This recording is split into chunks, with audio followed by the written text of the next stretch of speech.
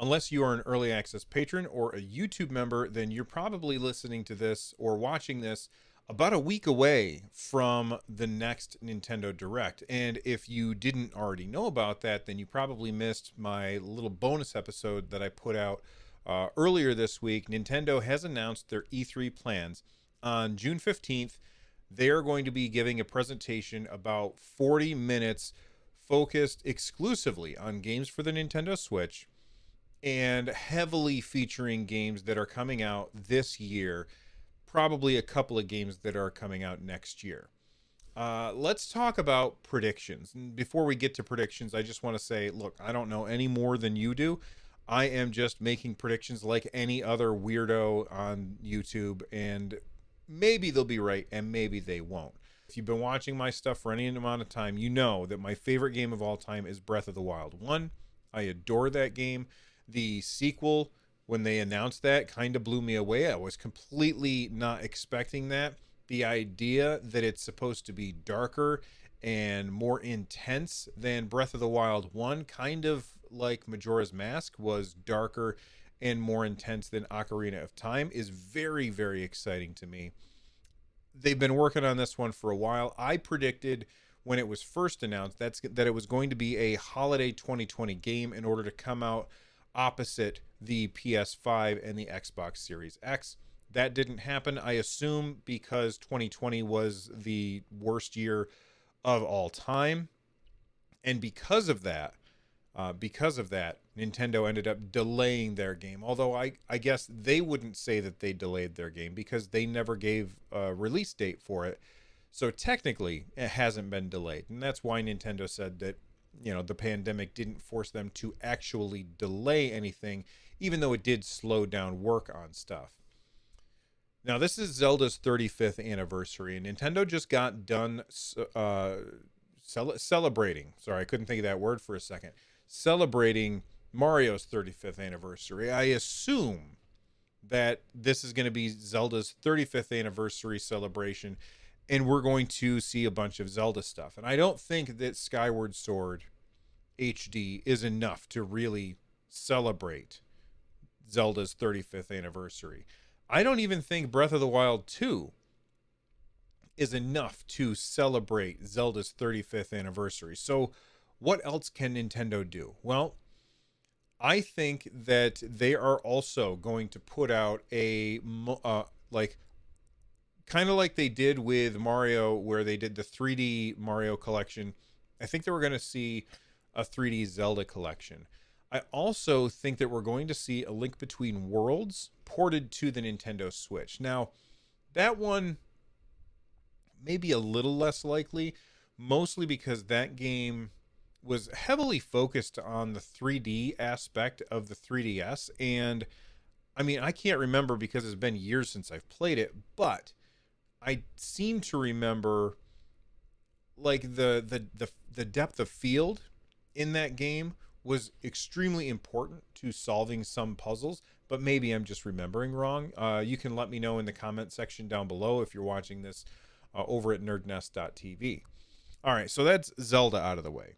What else am I hoping to see? I'm hoping to see GBA games come to Nintendo Switch Online. We've already got NES games. We've got SNES games. I feel like Nintendo is... I mean, I'm not going to say that they're scraping the bottom of the barrel because there's still some games that were on those systems that we haven't seen yet that were really, really good games. And I would love to see those games. Games like, and maybe, I don't think that they're on the Switch yet, but games like Ikari Warriors and Commando, games like Chrono Trigger, like those kind of games would be fantastic to have on Nintendo Switch Online through those NES and Super Nintendo apps. But most of the games that people are looking for from those systems are already on the Nintendo Switch. So it makes sense for Nintendo to move forward. Now, somebody is obviously going to say, well, what about the Nintendo 64 games? I'm all for that too. I just think that Nintendo is more likely to go with the Game Boy before they go with the N64. If they bring out those games, then, bringing a Zelda Ocarina of Time, Majora's Mask, and Wind Waker collection kind of takes the wind out of the sails, no pun intended, from that. If you can get the two of the three games through Nintendo Switch Online. So I think it's more likely that Nintendo brings Game Boy games at this point in time and N64 games later on. So Game Boy games, if that's the case, what are your favorite Game Boy games or GBA games? I feel like they would lump them all into one. Let me know down below, because we don't have any of those games portably right now. All right.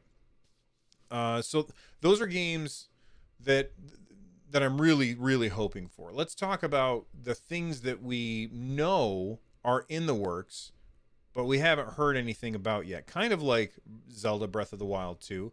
But let's talk about Splatoon 3. Splatoon 3, if it gets any airtime at all during that 40 minutes, it's going to be a very, very small amount. Now, maybe they'll do more in Treehouse, because that is a multiplayer game, and it would be cool to show off like a 5-minute match, like a full match of Splatoon 3. But I don't think that we're going to hear much about it in that 40-minute direct. And the reason is Nintendo has basically said, hey, this is stuff from this year, and Splatoon 3 is coming out not this year. So I don't think it makes a lot of sense for them to spend any of that 40 minutes on it, but maybe some Treehouse time. Splatoon 3, I'm not sure how I feel about Splatoon 3. When we went from the Wii U to the Switch, it made sense for Nintendo to... I was okay with them releasing Splatoon 2 and having it be basically Splatoon 1 with a prettier graphics and a few more things. But for the most part, I felt like it's kind of just Splatoon 1 all over again. Splatoon 3 is not going across gen. It's on the same system as its predecessor. So you can't really get away with that again. Or maybe Nintendo can. They tend to be able to get away with things other companies can't. But for me, I'm really hoping that they do more than just say, hey, here's the next Splatoon. If they're going to just do that, if it's not going to be if they're not going to do anything to justify that change in number, then I would prefer them just to release it as DLC and make people pay for the DLC. That's fine, but you got to earn that number, I think. You know, here's a game that a lot of people are excited for. I am not one of them, and that is Bayonetta 3. Bayonetta 3, I think it was announced 2 years ago, and we've heard nothing since. You know, I'm sure that the pandemic had something to do with the delays or with the fact that we haven't seen anything of Bayonetta 3 in a long time. I think that it's about time for them to show off what they've got. So I am expecting to see something of Bayonetta 3 at E3 this year. I don't really care, but I know that there's a lot of people out there that do.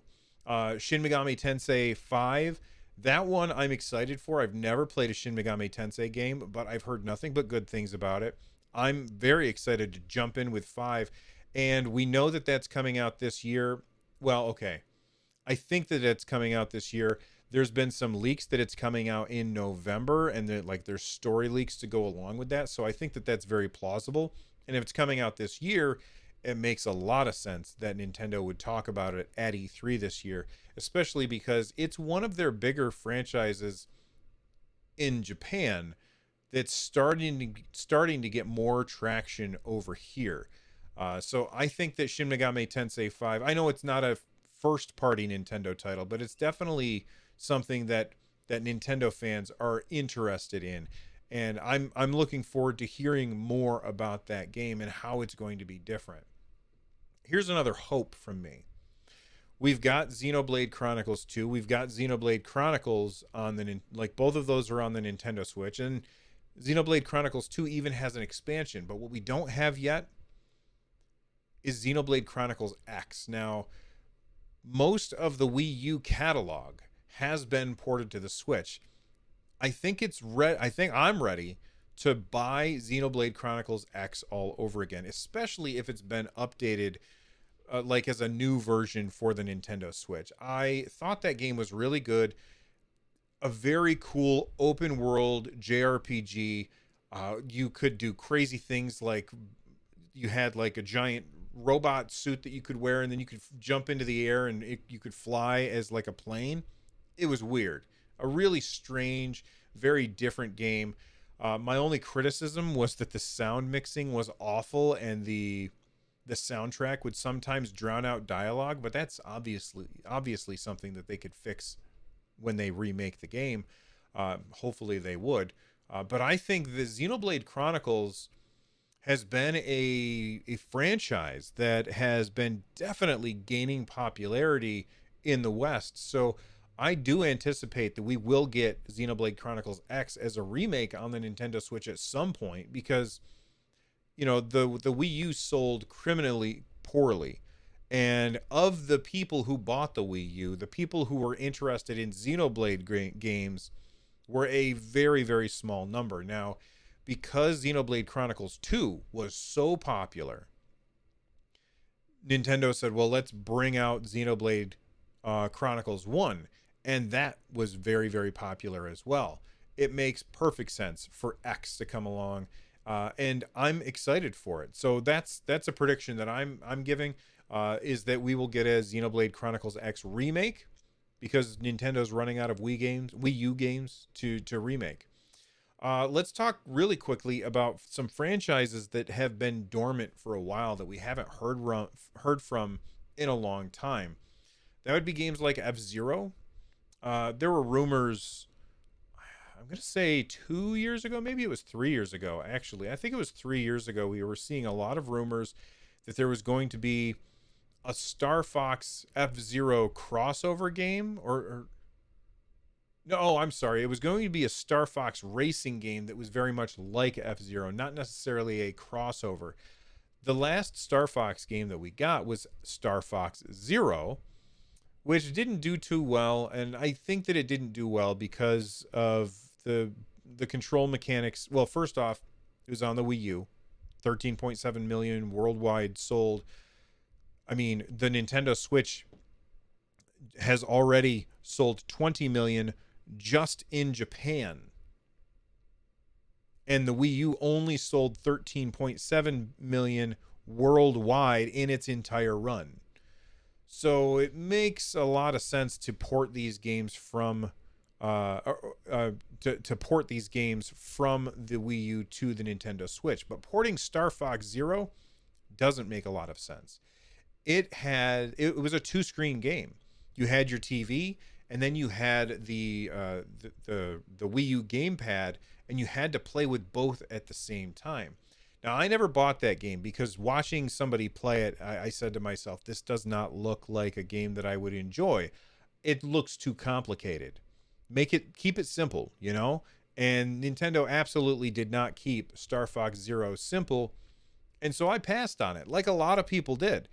And again, 13.7 million. It didn't sell 13.7 million copies. The attach rate of that particular game was not very good. So I don't think Nintendo can really remake Star Fox Zero, but they could make a new Star Fox game. And I would really like to see a new Star Fox game on the Nintendo Switch.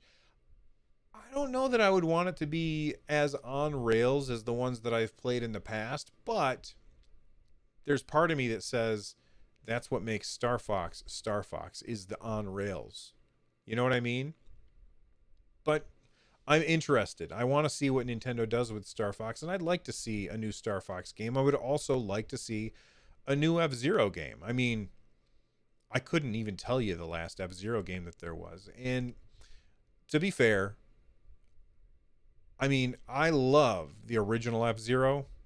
And I think I played a lot of F-Zero GX, I think it was, on...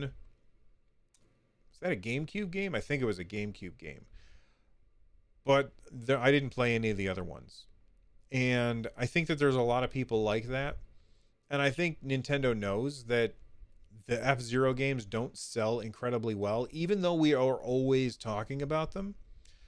But maybe it's time. Maybe it's time to bring back that franchise and see what we can do with a racing game. I'd like to see a racing game on the Switch that plays like F-Zero. Now, I've played a couple, like Redout, and there was a launch game that came out with the Nintendo Switch at the very, very beginning. I can't remember what the name of it is off the top of my head. Definitely felt like F-Zero, but not as good as F-Zero. Let me know if you know which game I'm talking about. It came out like right at the beginning of the Switch's life cycle. Anyway, WarioWare. I would like to see a new WarioWare game. Now, Nintendo recently sent out a survey asking if you would pay $50 for the next WarioWare game. For me, the answer is yes. I feel like Nintendo could have just slapped the name WarioWare and done some aesthetic changes to 1-2 Switch and sold it like that. I'm glad that they didn't. I'm glad that they didn't sully the reputation, because by all accounts, I haven't played it myself, but by all accounts, 1-2 Switch is kind of not great. So my favorite WarioWare game was the one for the Wii. Like, my family and I would sit down and we would play that game, and you would hold the Wii remote up to your nose, and the elephant pose and the umbrella pose. And I had so much fun with that. I think it was called Smooth Moves. It was so fun. That was a really, really fun game. And I remember sitting there with my family and laughing as we were playing it. And the Joy-Cons are perfect for a WarioWare kind of game. So I'm really hoping that we do get a WarioWare on the Nintendo Switch. The last one that we've had was on the 3DS. It came out, I believe it was called Gold, and it came out when the Nintendo Switch was out, but it came out on the 3DS. And so I didn't buy it because at the time that it came out, I was quote unquote done with the 3DS. I wasn't interested in it anymore. But I think there's a high possibility that we will see a new WarioWare title at E3 this year. Speaking of games that we've not heard from for a long time, but were very, very popular in a portable setting. Now, I don't know if we'll hear about it at E3, and here's why. The game that I'm talking about is Nintendogs. Nintendogs is incredibly popular, or was incredibly popular when it came out. I still remember, I believe my wife and I were taking our daughter to Canada, and we picked up Nintendogs, and she was in the back of the car shouting at her DS at the time, trying to get the dog to learn its name, which was hilarious and kind of irritating at the same time, but also adorable. Nintendogs is an incredibly popular game when it came out, and I know that it would do very, very well right now, especially with how many Nintendo Switches are out there. But for me, I feel like it's a game that is better. It's more at home on a mobile device. And I know the Nintendo Switch is portable, but you just don't always have it with you. And it's the kind of game that would do incredibly well on a phone. I don't understand why Nintendo has not made Nintendogs for the phone yet, because it would sell like gangbusters. And think of all the little microtransactions that you could have, where you could be like, buy this kind of leash for your dog, and buy this cool toy for your dog, and here's 38 dog bucks for $5, and you can use those 38 dog bucks to buy this, that, and the other thing for your dog. People would do that, and it would be the perfect thing on mobile. So I think it's definitely time for a new Nintendogs game, but I don't think it should be on the Switch. I think instead it should be on your phone. And because Nintendo said exclusively on Nintendo Switch when they were talking about the games that they're going to discuss, I don't think it makes sense for them to talk about it at E3, unless, and this just occurred to me, unless it's on both. What if it's on Nintendo Switch and it's on like the iOS App Store and the Android Google Play Store? Now that makes a lot of sense too, especially if it uses the internet to do like a cloud sync, and you could do things on your phone and then you could do things on your Switch as well. Definitely something to think about. The last game that I think that we have not heard from in a long time, and it's been rumored that we're getting a new one, is a new Donkey Kong game. I think that it's time. The last time we got a Donkey Kong game, it was a remake of a Wii U game. That was Tropical Freeze. Fantastic side scroller. Really, really high difficulty level. A very high skill ceiling with that game. But it was awesome and it had a great soundtrack.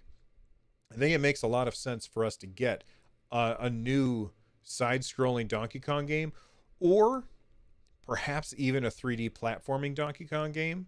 I know that a lot of people kind of went bananas when they did the unveil for Super Mario Odyssey, and we saw New Donk City. Like, it would be very cool to explore that area as Donkey Kong. And you know what else would be cool? What if they brought Donkey Kong in as DLC for Super Mario Odyssey, and now you could traverse New Donk City and these other places as Donkey Kong instead of as Mario? That would be pretty cool too.